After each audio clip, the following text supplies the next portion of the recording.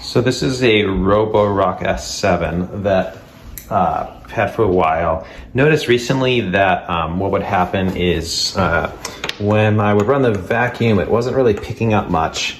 And if you looked in here, you would see like dog fur and stuff on the front, which looked like it was full, but then you look inside and it was basically empty. So I did all the normal cleaning for it. I sprayed some compressed air around here.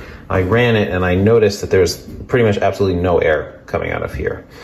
So I thought there was just something broken, maybe the motor broke. I opened this up one more time. So I cleaned all through here. I did the brush and everything. But looking down here, I noticed there's this place here. And if you go in there, I noticed that there is a hole. Let's see if we can get this better.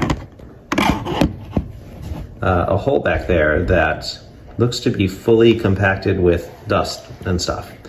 So what I'm gonna do is I'm gonna find some kind of tool to see if I can remove that and see if it helps. All right, so what I did was I just took that screwdriver there and found out it's not an actual hole, but it does have like a vent. So I just ran the screwdriver along the surface there and that came out. So I'm gonna do some compressed air just to clean all this out more and then give it a shot.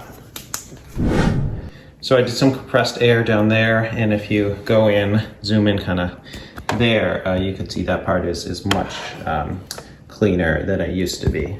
Let me tilt up a little bit. That part is pretty much all clean, so we're gonna give it a shot.